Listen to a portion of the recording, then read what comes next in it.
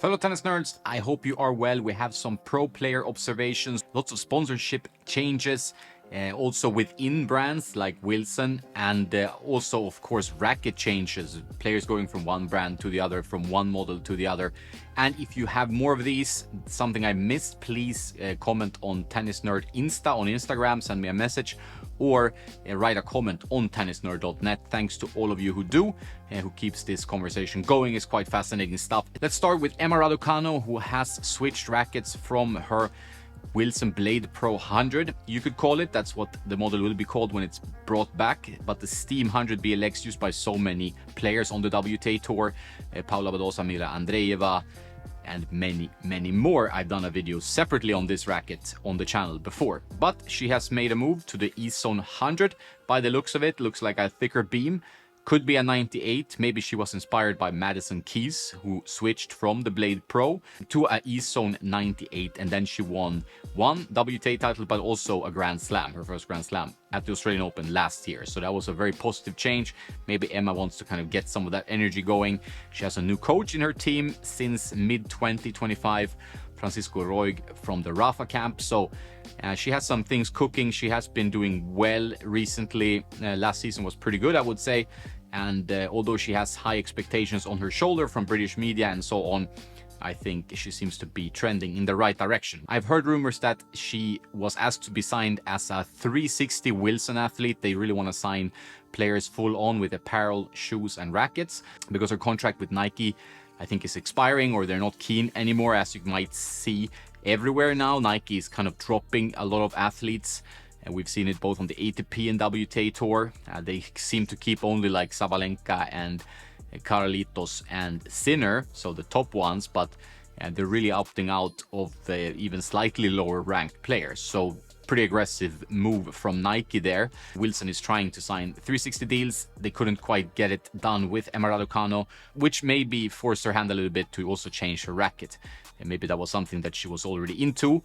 It's obviously very dangerous for a player, results-wise, to switch a racket because of contractual issues or money, but in some cases it works. You might remember Iga Swiatek. She was playing a Prince Tour 100 before, and then she went to Technifiber and she still kept winning. So for some players, they will just overcome that. It won't be a problem, but in some cases it can lead to problematic results, and results, they're everything, right? So you can't sign good sponsorship deals or get good bonuses if you don't have results. Even if you have to buy your own rackets, I think the results is what has to come first. But I don't know what the situation is exactly with Emma and the Yonex and Emma and Wilson, but she will be playing with the Yonex by the looks of it now. And she's not the only player who has gone from the Wilson Blade. And I don't want to roast the Wilson Blade, because I do think it's a good racket, and they have a new Blade version 10 coming out in April. So I'm really keen to try that. It's a popular racket for a reason, on tour and also on the rec level, right? So, but there are a lot of pros keen to switch for whatever reason. Maybe they want something a little bit more forgiving, a little bit more powerful. That seems to be the trend.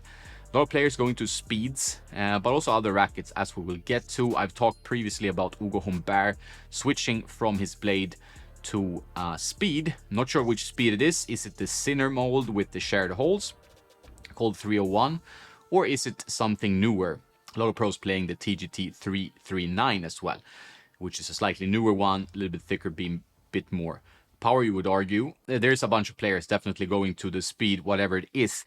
Like Lukas Neumeier, for example, from Austria, going from his Blade Pro to some version of the speed. We've seen Borna Coric do it before, and not from Wilson, but he's been a little bit all over the place with the brands. Now with the speed, we saw Andrei Rublev within the Head family go from the Gravity to the Speed briefly during an exhibition match recently, then back to the Gravity. So he might be flirting with the Speed.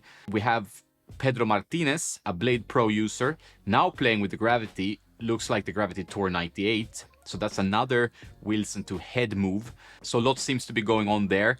And there's also internal moves within Wilson in terms of players going from the Blade to the Python, and the working name for Wilson's new spin racket. You can read more about it on tennisnerd.net. We have Emilio Nava, and now with the Python in training in Hong Kong. You still have to watch the matches, because they might just be experimenting still and not really ready to use it in a match. And we might even see situations where they start with a racket in a match, and maybe mid-match or after losing a set, they might switch back to their old one. We will see. Tennis is crazy, so this could happen, but there's been a lot of players going from blades to pythons. Players looking for more power. Also some players like Coleman Wong going from blade rackets to Pro Open, which is Wilson more powerful 100 square inch racket. Definitely lots of players switching. A video or so ago I talked about Leonard Tien also switching to the Ultra from the Blade Pro. So lots of blades not being used on tour anymore. There is still plenty of blades on tour left. They've been very busy trying to sign players as 360 athletes, and they've been successful in some cases. We have Jiří Lehečka going from Le Coq Sportif, which I think is bankrupt or it's not doing well for sure. Sadly, because I used to like that brand. Going to a Wilson 360 apparel deal. Karen Khachanov doing the same from Nike. Nike seems to be stepping away, as I said, from most players. So he is now a Wilson 360 athlete. We have Potapova, also now full-on Wilson. And one pretty surprising piece of news is that Alex de Minaur, after 11 years with ASICS, now going to be a Wilson 360 athlete. He's using the Steam 99, as you know, but now also full-on Wilson shoes and apparel. So good work by Wilson to get so many players to sign. We know that Yonex tried to push for that. We've seen Stan the Man, Hubert Hurkacz in the past, Elena Rybakina, but now other brands also seem keen on trying to sign 360 deals. Maybe this will also be something Head focuses on and Babolat in the future. We have seen Joao Fonseca try a new string. Looked like Politor Fire, but I would guess it's Politor Force, which is a new string from Yonex. However, he had to pull out of maybe the whole Australian swing, at least the first tournament, due to lower back issues. We wish Joao a good recovery and that we can see him on court very, very soon. Another piece of news, Svitolina has been playing with a new cosmetic. I don't know if this is a new racket they're doing or just a cosmetic change, maybe some limited edition, maybe something personal for her. We will see if I can get any clarity in it. So I think that's the update. There will be more of these updates coming as the season progresses. I need to keep my eyes peeled on my tennis TV, and I'm happy also to get your messages with observations that you've seen. We're all tennis nerds, so thanks for that. Have a nice day now, and don't forget to play some tennis.